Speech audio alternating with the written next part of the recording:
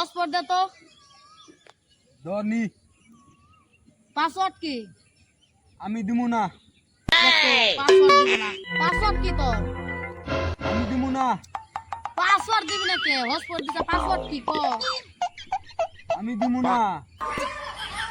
আরে ভাই বারবার বলছি পাসওয়ার্ডটা কি? পাসওয়ার্ডটা কল গো। এ ভাই আমি বলছি তো আমি পাসওয়ার্ড দিমু না। তুমি পাসওয়ার্ড দিবা না কেন? পাসওয়ার্ড দাও।